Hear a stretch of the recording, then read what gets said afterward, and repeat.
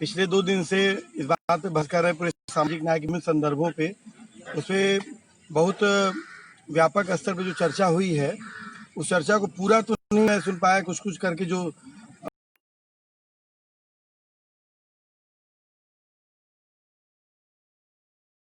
महत्वपूर्ण बहस है। और ये उस दौर में बहस चल रही है जब लॉकडाउन में हम लोग एक बड़ा वंचित समाज, जो तबका जो सामाजिक न्याय के लिए जिसको कहा जाता था, वो तबका आज बहुत ही बुरी पोजीशन में है। और जिस तरीके से अभी हम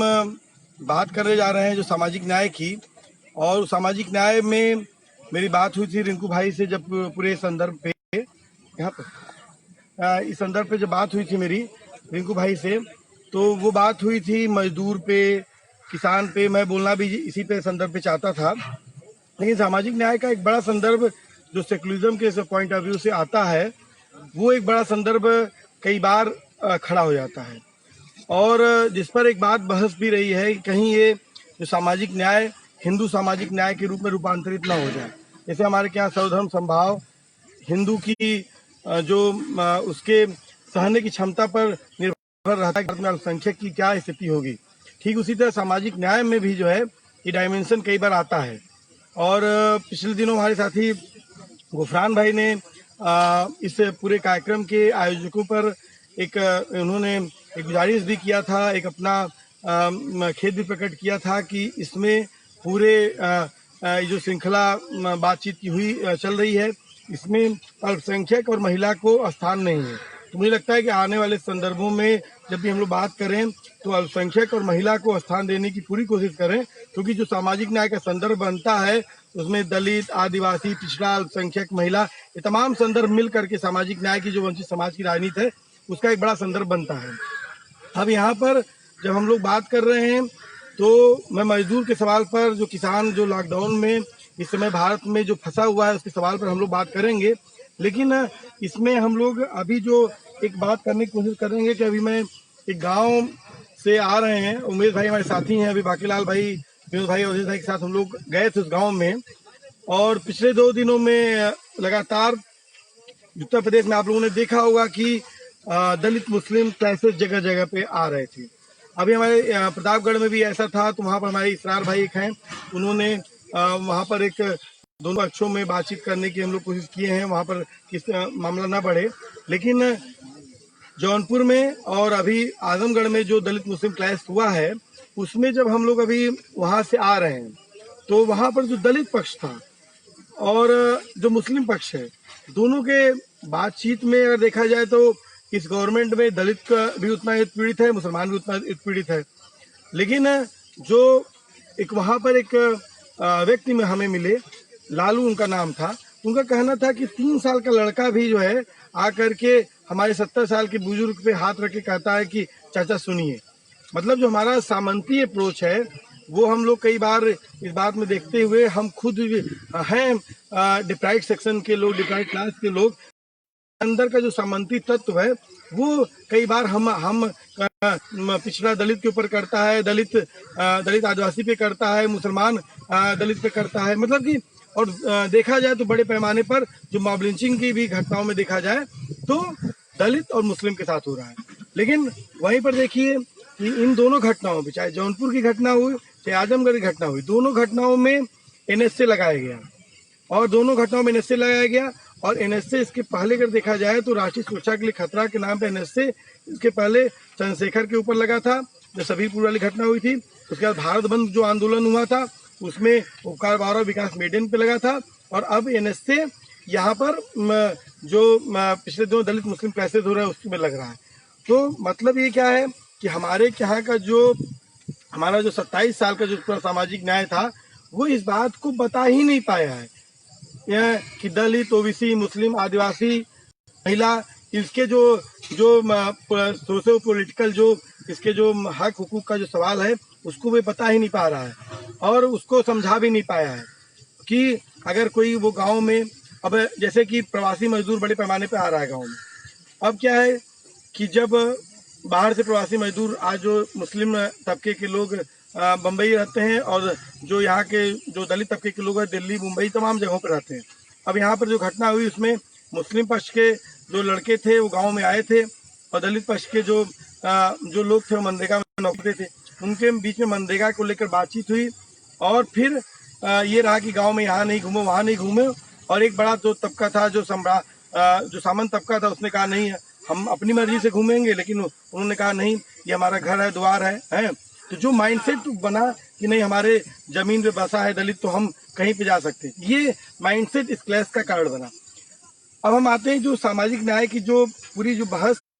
है, इसमें जहाँ हम बात कर रहे हैं मजदूरों पे, और हमारे सेंट्रल एजेंडा में प्रवासी मजदूर है, और हमारे बहुत सारे साथी बिहार के भी इस पूरे जो बहस है इसमें जुड़े हुए हैं, और भी है। इसमें देखा जाए कि जो हम कहीं पर भी जाते हैं, पूर्वांचल के लोग कहीं भी जाते हैं, हमारी आइडेंटिटी बिहारी कही जाती है। हमें इसमें कोई वो नहीं है कि हमारी आइडेंटिटी बिहार की, लेकिन हमारी पूर्वांचल की एक आइडेंटिटी है। दूसरा सवाल, पूर्वांचल की जो आइडेंटिटी बनती है, जो प्रवासी मजदूर की आइडेंटिटी बनती है, तो प्रवासी मजदूर में आप देखिए तो बड़े पैमाने पर दलित, ओबीसी, मुस्लिम आया है। जहाँ आदिवासी बेल्ट चूंकि ये नहीं है, जहाँ आदिवासी बेल्ट है वहाँ पर आदिवासी तबका है। अब जो दलित तबका है या ओबीसी तबका है, जिस पे जो लगातार बातचीत हो रही है, लोग कह रहे हैं, इसलिए मैं कह रहा हूँ कि प्रवासी मजदूर सामाजिक न्याय के संदर्भ का सबसे बड़ा सवाल इस समय है। और बार बार ये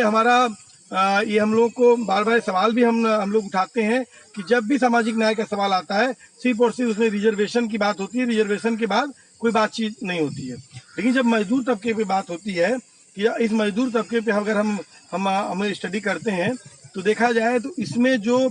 खास तौर पर जो ओबीसी तबका है वो सबसे बड़ा तबका गाँव को पलायित किया, और सबसे बड़ी आबादी चुकी है। ऐसा नहीं है कि ओबीसी ज़्यादा जाता है, क्योंकि भारत की आबादी में उसकी संख्या अधिक है। तो मान लीजिए कि लोग कह रहे हैं कि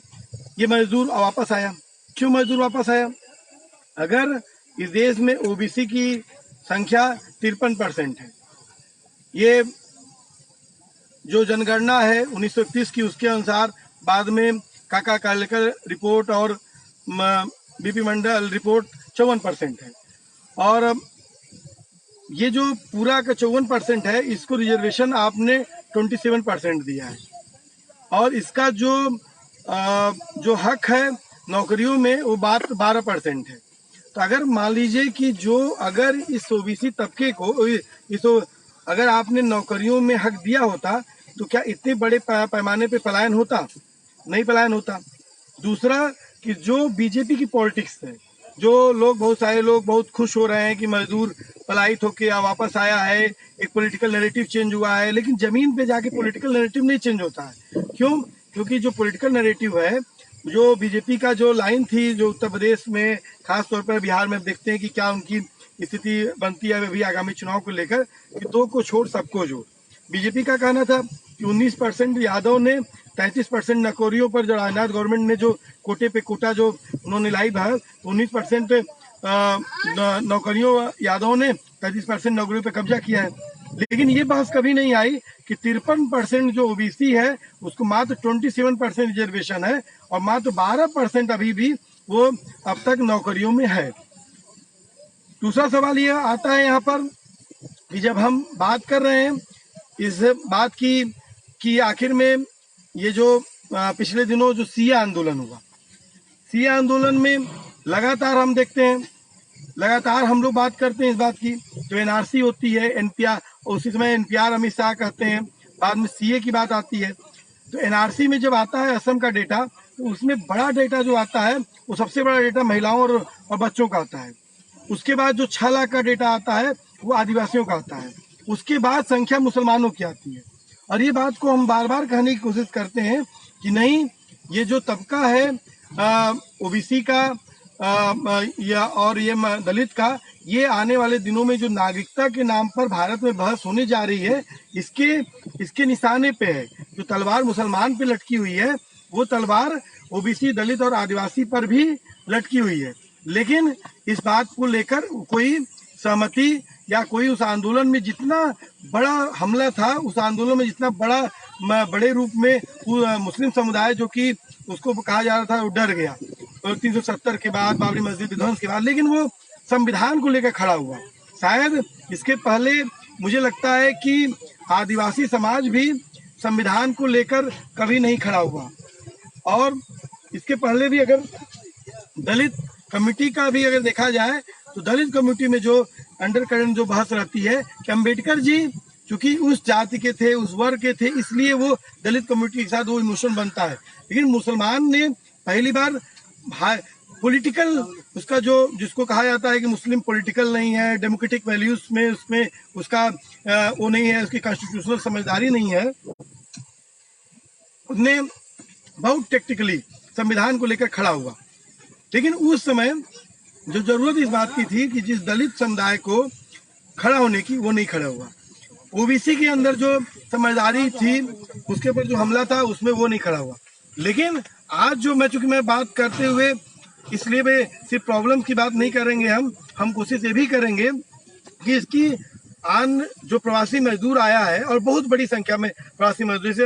हम जिस जिले आजमगढ़ में बैठे हैं यहाँ पर लगभग ऑफिशियल आंकड़ा 1.5 लाख का है, लेकिन ये आंकड़ा कम से कम 4 लाख से कम का नहीं है। जहाँ जहाँ कहा जाता है जहाँ जहाँ आदमी वहाँ आजमी। अब पूरा जो ये डाटा आ रहा है, इस डाटा में जो ओबीसी तबका है, ओबीसी तबके में दूध, पानी, किसानी, बनिया, दस्तकार, ये 5 पार्ट में ओबीसी बड़े पैमाने पर बढ़ता है, जिसमें जो किसानी जो तबका है, जिसमें राजभर, चौहान, बघेल, पाल, ये जो पूरा तबका है, आज की डेट में देखा जाए तो ये तबका बीजेपी का सबसे बड़ा वोटर है। तो अगर, और ये जो तबका है ये एनपीआर में भी इसके पास संकट है कि एनपीआर कल होगा तो एनपीआर के बाद जो रिजर्वेशन पॉलिसी में क्या चेंजिंग आती है, तमाम चीजें आती है, इसके उस पे है। दूसरा कि हमारा जो सुप्रीम कोर्ट है वो हर दिन इस बात को बोल देता है कि आरक्षण मौलिक अधिकार नहीं है। वो इस बात को बोल रहा है कि 50% रिजर्वेशन के आप आगे नहीं बढ़ सकते हैं, 10% सबड़ को रिजर्वेशन दे रहा है। लेकिन आज हमारे सामने बड़ी चुनौती के साथ एक संभावना है भी ये लॉकडाउन ने दिया है कि अगर हम इस बात को कहें कि ये जो तबका है, प्रवासी मजदूरों का तबका है, ये वही तबका है जिसको बीजेपी ने जो राम के बाद जो शिव चर्चा करवा के यूपी बिहार में जिस डायमेंशन को चेंज किया और निचले स्तर पे बीजेपी पहुंची है, तो शिव ये जो तबका है ये कांवड़ उठाता था। यही कश्मीर में जब कश्मीर 370 हटाया गया तो वहाँ जमीन खरीदना चाहता था। यही वो तबका है जो एनपीआर में जाने वाला था, लेकिन समझता नहीं था। लेकिन आज ये तबका अपने गांव की तरफ बढ़ा है, एक बड़े पैमाने पर ये तबका बढ़ा है। इसके आपके पास वो आइडियोलॉजिकल समझदारी नहीं है दलित की तरह कि जो अंबेडकर जी को लेकर एक नैरेटिव बनता है, या फिर इस तबके में आदिवासी समाज की तरह भी वो समझदारी नहीं है जहाँ बिरसा मुंडा से लेकर निरामर पीताम्बर की बहस है। इस तबके में कोई इस तरह की बहस नहीं है, लेकिन इस तबके में एक क्राइसिस में इस तबका है। और ये तबका लगभग इसका जो असंगठित क्षेत्र है, जो जगह जगह पर मुंबई में, दिल्ली में, लुधियाना में, केरला से लेकर कर्नाटक से जगह जगह पर जो रेहड़ी पट्टी लगाता था या फिर जो फुटपाथों पे रहता था, वो जो लौटा है उसके आने की संभावना है, जाने की संभावना है अब उतनी नहीं है। तो ऐसे में जो ये तबका है, इस तबके पे हमारा कैसे इस तबके को लेकर हमको जोड़ने की प्रक्रिया को हमको लेना पड़ेगा। इसलिए बहुत सारे हमारे साथी लोग इस बात पे बहस करते हैं कि जो सेकुलरिज्म की बहस, या फिर जो बहुत सारे लोग कहते हैं कि जो भारत में जो फांसीवाद आ रहा है, नहीं आ चुका है, इसमें कोई दो राय नहीं है, मोदी के रूप में है, कभी उसका हो सकता है चेहरा कोई और बदल जाए, और ऐसा नहीं, इसके पहले भी अटल बिहारी वाजपेयी के रूप में था। उस में जो उसका फुट सोल्जर है, उसका जमीनी जो सिपाही है, वो ओबीसी तबका है, और ओबीसी तबका जो कि उसके पास कोई अम्बेडकराइट चेतना नहीं है। तो मुझे लगता है कि आज के संदर्भ में हमको जो मजदूर तबका है, इस मजदूर तबके को सेंट्रलाइज करते हुए हमको इसको जोड़ना चाहिए। इससे जोड़ते हुए अगर हम जोड़ते हैं तो एक तो हम जो यहाँ पर इसका जो संस्कृताइजेशन हुआ, हिंदुआइजेशन हुआ है, उससे हम इसको उससे अलग करेंगे, क्योंकि इसकी जो क्राइसिस है। दूसरा कि मैं जो बात को कहना रहा था मैं, बीच में वो छूट गई कि जो हमारे यहाँ जो इस बात को लेकर बहस होती है कि इकोनॉमिकल क्राइसिस हर दिन आता है कि यस बैंक डूब गई, पंजाब नेशनल बैंक डूब गई, नीरव मोदी भाग गया, विजय माल्या भाग गया। क्या इस देश में जो इस देश को आज़ादी मिली थी वो जीडीपी के लिए थी, विकास के लिए थी? नहीं, जीडीपी के विकास के लिए नहीं थी। इस देश की आज़ादी मान सम्मान, स्वाभिमान, डिग्निटी, हक, इंसाफ, प्रतिनिधित्व के सवाल पे मामला था। और वो इंसाफ और प्रतिनिधित्व का जो सवाल है वो बरकरार अभी भी है। तो ऐसे में मुझे लगता है कि अगर हम खास तौर पर इस ओबीसी तबके को सेंट्रलाइज करें, इस ओबीसी तबके में आप सिंपल सोच सकते हैं जो बुनकर तबका है, अभी वो मऊ से लेकर, मुबारकपुर से लेकर जहाँ हम बैठे हैं, मोहम्मदाबाद, मऊ, गाजीपुर लगाते हुए, बनारस होते हुए वो भदोही तक पहुँचता है। इसके अलावा जो पूरा यहाँ पर जो उसमें जैसे कहार, कुम्हार जो तबका है, इसी के अलावा जो लकड़ी का बढ़ई जो तबका है, ऐसे जो तबके हैं जो बहुत बेहद क्राइसिस में चले गए हैं इस लॉकडाउन के बाद, क्योंकि वो पहले से भी क्राइसिस में थे, ऐसा नहीं कि वो क्राइसिस में नहीं थे। इस समय अगर हम उनको अगर आज हम नहीं जोड़ेंगे तो कल की डेट में उनको सिर्फ आप इस बात पे नहीं कह सकते हैं कि आज हम आपको छोड़ दे रहे हैं और कल हम जो कोई बात आएगी तो हम देखेंगे। हाँ, कुछ लोगों को लगता है, जैसे बहुत सारे हमारे साथी हैं, बहुत सारे देश में तमाम लोगों ने जो लॉकडाउन के बाद जो स्थितियाँ पैदा हुई, उसके बाद जो कितना बज गया 10 मिनट और बोला, तो जो लॉकडाउन के बाद जो स्थितियाँ हुई उसमें लोग इस बात को कह रहे थे कि हम सहयोग कर रहे हैं, और ये सहयोग लोग लेकिन कह रहे हैं कि जिसको दे रहे हैं उसको मालूम ही नहीं किसका कर रहे हैं। कई बार लगता है कि सरकार करे, नहीं, हमको संवाद में, समाज में सहयोग से संवाद की तरफ बढ़ना पड़ेगा। जो शंकर गुहान योगी जी का जो मॉडल था कि निर्माण और संघर्ष और निर्माण, तो हमें संघर्ष की जो स्थितियां हैं उसमें हमने लगातार किया। अभी देख सकते हैं कि तमाम दिल्ली से लेकर तमाम जगहों पर जो सिया आंदोलनकारी तमाम लोग, जो जिस तरह से यूनिवर्सिटियों के छात्रों को टारगेट किया गया है, उठाया गया है, उस जिस तरह से किया गया उसमें हम देख सकते हैं कि किस तरह से क्रश किया जा रहा है। तो हम संघर्ष हमारा लगातार चल रहा है। उनको ये मुगालता हो गया है कि हमारे पास संख्या नहीं है, जो जनता की बात है उसकी बात वो है, लेकिन हमने सिया आंदोलन में करके दिखाया कि नहीं, हमारे पास संख्या है और हम इस देश में बड़े से बड़ा आंदोलन खड़ा कर सकते हैं। तो ऐसी स्थिति में हमको लगता है कि हमको इस बात को टारगेट करना चाहिए कि हम किस तरीके से जो संघर्ष के बाद जो निर्माण की प्रक्रिया है उसमें सहयोग से हम संवाद की तरफ बढ़े। और मैं लास्ट में जो खास तौर पे जो उत्तर प्रदेश के परिदृश्य में बात करना चाहूँगा कि जहाँ पर अभी देखिए पिछले दिनों शिक्षक भर्ती हुई, शिक्षक भर्ती में क्या हुआ, एक उच्च जाति के लोगों का पूरा का पूरा उनको जो है उन्हीं की भर्ती हो गई। दूसरा कि अभी पिछले दिनों हमारे साथी राजेंद्र यादव जी बता रहे थे कि वहाँ पर जो चिकित्सा विभाग में जो भर्तियां हुई हैं उसमें भी यही हाल है,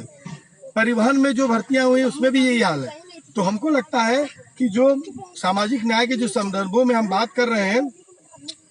इस पर हमको मजबूती से लड़ना होगा।